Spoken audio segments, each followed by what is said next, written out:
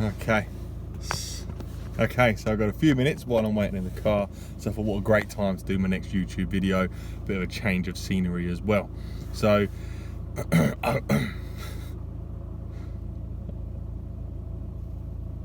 okay, my front facing camera is broken, so I've got it on the rear camera on the phone, so I can't see myself. But I am one take Steve after all, so however this video turns out, it will be uploaded. For this video, I thought I'd do a movie review. Possibly one of the worst movies I've ever seen in my life.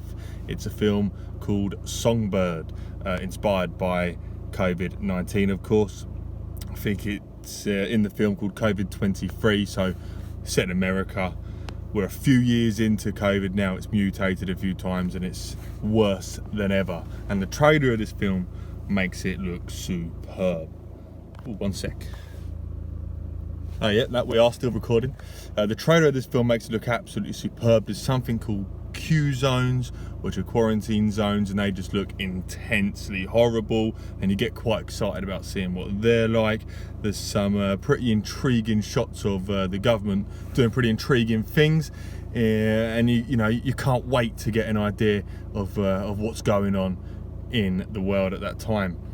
In reality, you never see a Q zone. That was literally one scene they filmed solely for the trailer. It doesn't need to be in the film at all. It's so boring. Me and my fiance both fell asleep. We woke up, she wasn't even interested in finishing the film. I felt obligated to, as it cost me £15 to rent it. So yeah, finished the film. So the things that really frustrated me are there's things that seem to contradict themselves. So without giving too much around the film, the virus does appear to be bad, okay, and it kills quick, and we see this, which would imply the world needs to be locked down.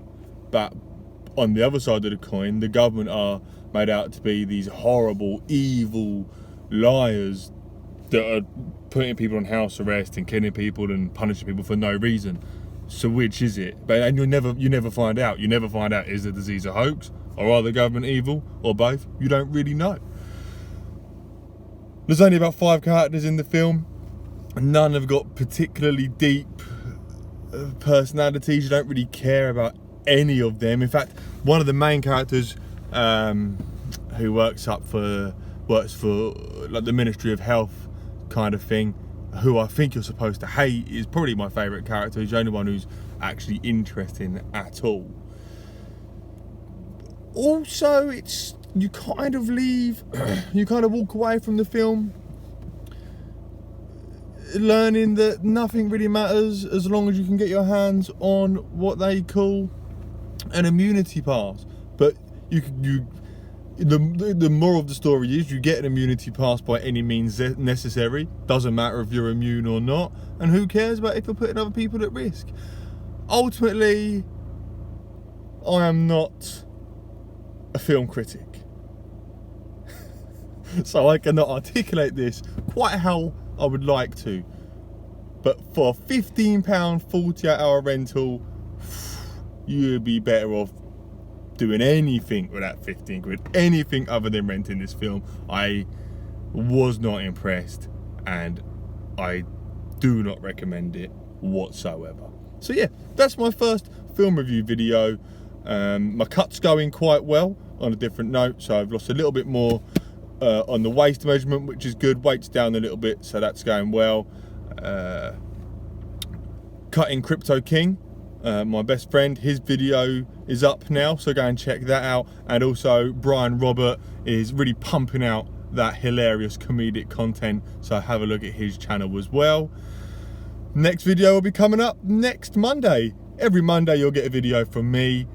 This is basically going to Cutting Crypto King and Brian Robert, as I very much doubt anybody else in the world will ever see any of these videos. So all the best, peace.